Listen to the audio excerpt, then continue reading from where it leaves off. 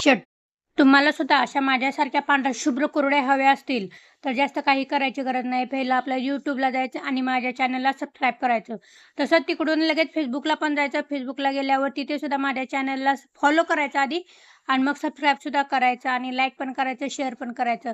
तर काय केलं मी 6 दिवसापूर्वी हे आपले गहू भिजत ठेवलेले. तर हे खपली गहू नाही आहेत, हे आहेत लोकवन गहू. मला खपली गहू मी हुडकत होते पण मला काही इकडे मुंबईमध्ये भेटले नाही. सो मी आपले लोकवन गहू DMartमधनं आणले आणि ते असे 5 दिवस मी भिजवत ठेवले.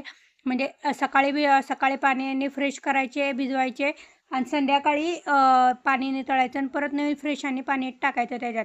सो असं 5 दिवस मी केलं. 5 दिवस केल्यावर मग 6व्या दिवशी मी पाणी सगळं गाळलं. 2 वेळा धुवून काढलं. 2 वेळा धुवून काढल्यावर परत ते मिक्सरमधनं बारीक केलं. मिक्सरमधनं आणि एकदम असं खूप असं बारीक करायला लागतं कारण का ते परत आपल्याला गाळायला सुद्धा लागतं. थोडं असं पाणी पण टाकायला लागतं त्याच्यात आणि म्हणजे ते आतले जे चिक असतो तो खाली सुद्धा पडतो. फक्त तांब पडू द्यायचा नाही, पण माझा तांब पडत होता कारण का मी फर्स्ट टाइम करत होते. तर मग आता मला हे गाळायचं होतं. जे मी मिश्रण केलेलं मिक्सरमधनं बारीक केलेलं ते मला गाळायचं होतं. मग गाळण्यासाठी माझ्याकडे आजी बोलली की सुती कपडा घे, पण माझ्याकडे नव्हता. सो मी माझी ओढणी खराब केली. डब्यावर ओढणी ठेवली आणि आपलं जे पुरणपात्र असतं त्याच्यात मी तांब्यानं ओतत होते. म्हणजे खाली ते गाळले म्हणजे 2 वेळा ते निघत होतं. 3 किलो गहू भिजत घातलेले. सो त्याचं एवढं असं चिक निघालेला म्हणजे विथ पाणी कारण का ते सकाळी पाणी मी असं टाकून देणार होते आणि मला एकटीला काही एवढं जमणार नव्हतं. सो मी प्राचीला मदतीला बोलवलं. प्राचीसुद्धा लगेच आली. तिला आधीच मी सांगितलेलं की प्राची मी उद्या कुरवड्या करणार आहे, सो तुम्हाला हेल्प करायला आहे. तिला हे बघा हे वरचं जे पाणी असतं ना ते पाणी निघतं आणि आतमध्ये जो पांढरा असतं तो आपला मेन चीक असतो.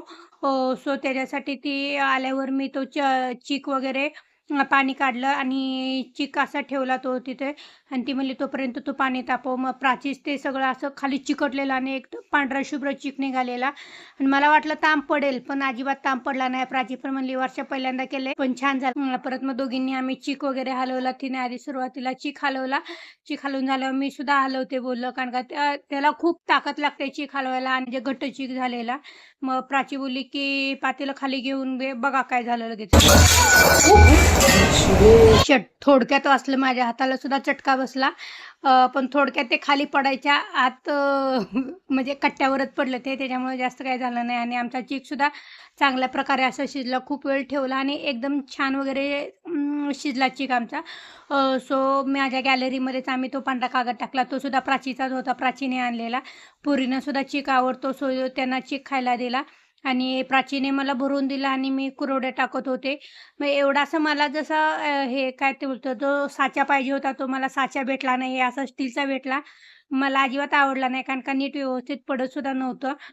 सो तरीसुद्धा फर्स्ट टाईम आहे. सो मी ट्राय केलं आणि झालं सुद्धा. नंतर मी सांडगेसुद्धा टाकले. सांडगे टाकून झालं. प्राची आणि मी मस्तपैकी सांडगे वगैरे खात बसलेलो.